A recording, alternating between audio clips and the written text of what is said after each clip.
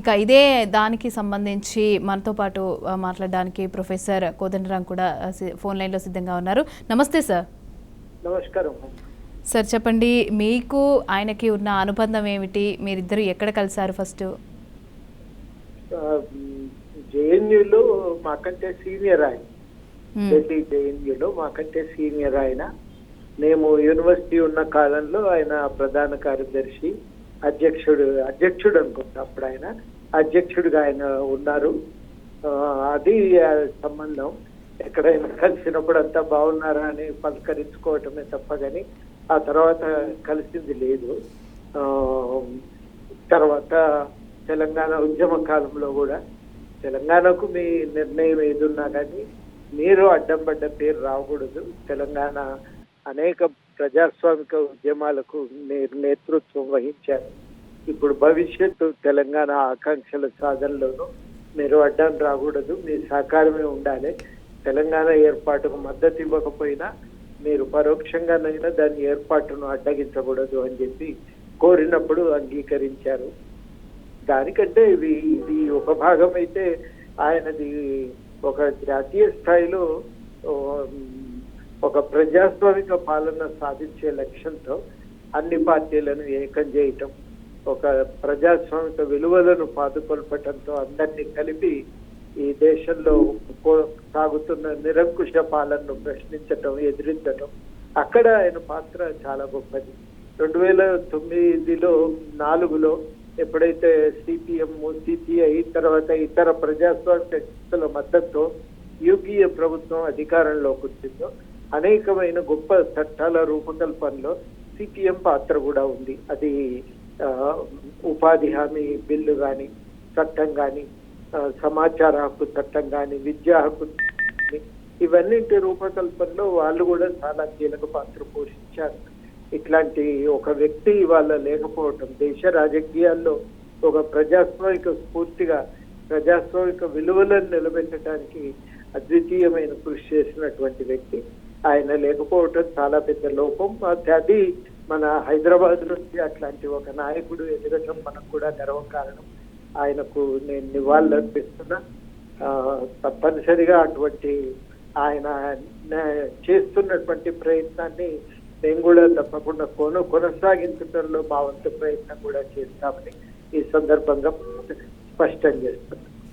అలాగే ఆయన దేశ రాజకీయాల్లో కూడా చాలా కీలక పాత్ర పోషించారు. అంటే ఎంపీగా కూడా చాలా వరకు వర్క్ చేశారు.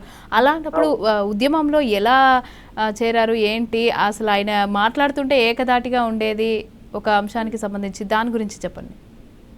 ఆయన అంటే ఈ ఎమర్జెన్సీ కాలంలోనే అప్పటికి భారతదేశంలో ఎమర్జెన్సీని వ్యతిరేకిస్తూ సాగిన ఉద్యమంలో కూడా ఒక భాగంగా ఉండేది. తర్వాత అప్పుడే దేశవ్యాప్తంగా విద్యార్థులందరూ కూడా ఒక ప్రజాస్వామిక స్ఫూర్తితో దేశ నాయకత్వం వహించి చాలా కీలకమైన పాత్ర పోషించారు. ముందు నుంచి కూడా ఆయన విషయాలను ప్రజెంట్ చేయటంలో తెలుగులో కానీ, లేకపోతే ఇంగ్లీష్ కానీ, హిందీలో కానీ 3 భాషల్లో చాలా అనర్గళంగా మాట్లాడేవాడు. తన అభిప్రాయాలను చాలా సూటిగా అర్థమయ్యే విధంగా ప్రజల ముందు ఉంచగలిగేవాడు. చాలా ఆ రకంగా విద్యార్థుల్లో కూడా చాలా పరపతి కలిగినటువంటి నాయకుడు. వారు లేకపోవటం, మరణం అనేది మా లాంటి వాళ్ళకి చాలా ఏళ్ళుగా చూస్తున్నాం. దేశ రాజకీయాల్లో ఆయన చాలా కీలక పాత్ర పోషించారు. అలాగే ఆయన లేకపోవడం ఏ విధంగా చూడొచ్చు అంటారంటే ఆయన లోటును మనకు తెలుస్తుంది. అంటే 1990ల తర్వాత దేశవ్యాప్తంగా కూడా కొంత నిరంకుశమైన ధోరణులు మళ్ళీ బలపడుతున్నటువంటి సమయాన అన్ని పార్టీలను ఐక్యం చేసి, తర్వాత ప్రత్యేకించి సరళీకరణ ధోరణులు, పెడధోరణులు బలపడుతున్నటువంటి సందర్భాన అన్ని శక్తులను ఐక్యం చేసే దగ్గర ఒక పాత్ర పోషించారు సీతారాం యేచూరి గారు. ఆ అన్ని శక్తులను ఐక్యం చేసి ఇట్లాంటి ధోరణులకు ఒక బలమైన ఉద్యమాన్ని నిర్మించడానికి చాలా ముఖ్యమైన పాత్ర పోషించారు. అది 2004లో ఢిల్లీలో మార్పును సాధించటంలో కానీ, మొన్నటి ఎన్నికల్లో కూడా అన్ని శక్తులను ఒక మార్పును సాధించటంలో కానీ ఆయన చాలా ముఖ్యమైన పాత్ర పోషించారు.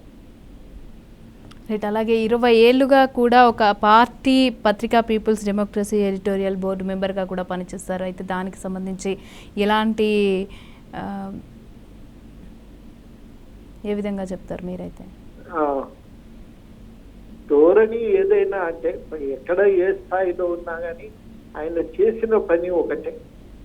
ఆ ఒక రాజ్యాంగ విలువలను నిలబెట్టడం, ఒక ప్రజాస్వామిక ఆ, స్ఫూర్తిని ప్రజల్లో రగిలించటం, చైతన్యాన్ని రగిలించటం, ప్రజాస్వామిక శక్తులను ఐక్యం చేయటం, ఇవే ప్రధానమైన కర్తవ్యాలుగా పనిచేస్తూ వచ్చారు. రైట్. అలాగనే ఇప్పుడు మనం చూసుకుంటే ఆయన ఒక అంశం పైన ఎంతసేపు అయినా కూడా ఏకధాటిగా మాట్లాడే ఒక ప్రత్యేకత కలిగిన వ్యక్తి ఆయన. చట్టసభల్లో ఆయన లేవనెత్తే అంశాలు కూడా చాలా స్పష్టంగా ఉంటాయి. ఆయన చెప్పాలనుకున్నది క్లియర్గా చెప్తారు. సో ఆయన లేరు అనేది ఆ లోటు అయితే స్పష్టంగా కనిపిస్తుంది. మనం దీన్ని ఏ విధంగా మనం చూడొచ్చు? గుర్తించటం కూడా చాలా కష్టం. ఒక నాయకత్వం లేదు, పోవటము, ముందుకు ఆ నాయకత్వం ఎదగటం కానీ అది అన్ని కూడా కొంత కష్టమైనటువంటివి పనులేక ఆ ఖాళీలను పూరించటం అంత సాధ్యమయ్యే విషయమే కాదు. ఎస్, మనం ఒక లెజెండ్ అయితే మిస్ ఎందుకంటే అయిన ఒక అనుభవం ఉంది కదా, విద్యార్థి ఉద్యమ దశ నుంచి దాదాపుగా పార్టీ నాయక పగ్గాలు చేపట్టి జాతీయ రాజకీయాల్లో ఒక మలుపు తిప్పటానికి ప్రభావవంతంగా పనిచేసేదాకా అనేక స్థాయిల్లో ఆయన పనిచేశారు. కాబట్టి తప్పనిసరిగా ఒక మంచి అట్లాంటి లోటు పూడ్చడం ఇంకా అన్నితర సాధ్యమైన విషయమే, చాలా కష్టమైనటువంటి విషయమే అది. అందరం కూడా చాలా ఈ విషయం అనుకోవటం చాలా పెద్ద లోటు, దాన్ని భర్తీ చేయటం కూడా చాలా కష్టం. రైట్. మనం చూస్తే అసలు ఈ అంటే వరల్డ్ వైడ్ చూసుకున్నా కూడా ఒక టాప్ కమ్యూనిస్ట్ వాళ్ళలో కూడా సీతారాం గారు, ఏచూరి గారు ఉంటారు. అయితే ఇప్పుడు మనం ఈ తీరని లోటుని అసలు భర్తీ చేయలేము ఎవరి దగ్గర కూడా. ఏ విధంగా మీకు వారికి ఉన్న అనుబంధం ఏమిటి? మీరిద్దరు ఎప్పుడు కలిసారు అసలు? నేను ఇంతకుముందు చెప్పినట్టు జేఎన్యూలో ఉన్నప్పుడే, కాకపోతే అప్పుడు వాళ్ళు చెప్పే విషయాలతో మేము కొన్ని విభేదించేది నేను మా మిత్రులం కొంతమందిని. సరే, ఇట్లా విభేదించి వాదించుకున్నప్పటికీ కూడా మొత్తానికి ఆయన అప్పుడు మాత్రం యూనివర్సిటీలో ఒక ప్రధానమైనటువంటి పాత్ర పోషించాడు. ఆ తర్వాత అధ్యక్షుడిగా ఎన్నికై